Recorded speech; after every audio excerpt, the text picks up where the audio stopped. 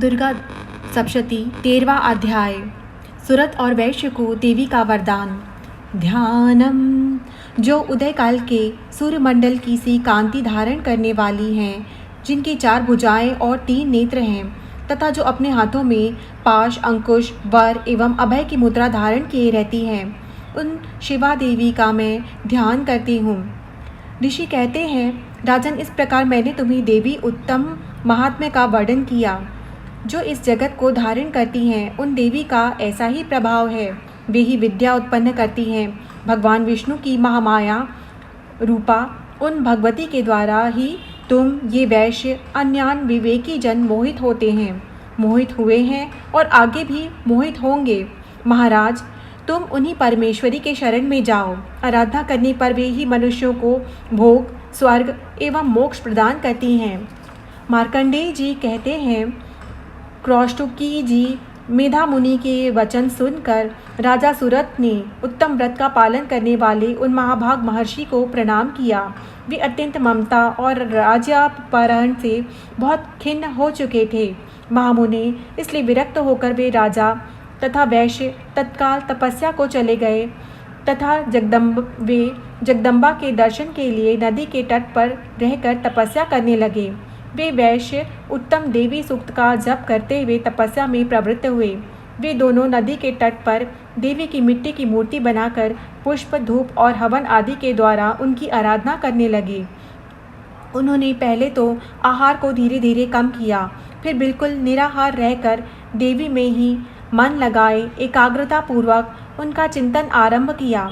वे दोनों अपने शरीर के रक्त से प्रोक्षित बलि देते हुए लगातार 3 वर्ष तक संयम पूर्वक आराधना करते रहे।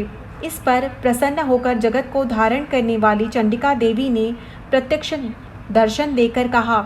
देवी बोली, राजन तथा अपने कुल को आनंदित करने वाले वैश्य, तुम लोग जिस वस्तु की अभिलाषा रखते हो वह मुझसे मांगो, मैं संतुष्ट हूँ, अतः तुम्हें वह सब कुछ दूंगी। मार्कंडेय जी कहते हैं, तब राजा ने दूसरे जन्म में नष्ट न होने वाला राज्य मांगा तथा इस जन्म में भी शत्रुओं की सेना को बलपूर्वक नष्ट करके पुनः अपना राज्य प्राप्त कर लेने का वरदान मांगा।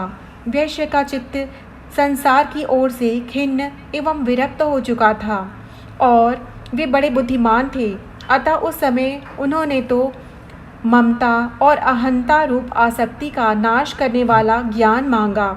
देवी बोली, राजन, तुम थोड़े ही दिन में शत्रुओं को मारकर अपना राज्य प्राप्त कर लोगे।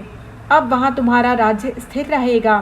फिर मृत्यु के पश्चात तुम भगवान विवस्वान के अंश से जन्म लेकर इस पृथ्वी पर सावर्णिक मनु के नाम से विख्यात होगे। वैश्यवर्य, तुमने भी जिस वर को मुझसे प्राप्त करने की इच्छा की है उसे देती हूँ। तुम्हें मोक्ष के लिए ज्ञान प्राप्त होगा।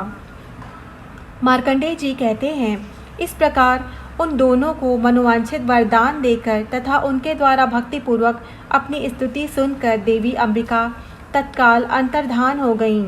इस तरह देवी से वरदान पाकर क्षत्रियों में श्रेष्ठ सुरत सूर्य से जन्म ले सावर्णी नामक मनु होंगे। इस प्रकार श्री मार्कंडेय पुराण में सावर्णिक मनवंतर की कथा के अंतर्गत देवी महात्म्य में सुरत और वैश्य को वरदान नामक 13वां अध्याय पूरा हुआ। जय माँ दुर्गा।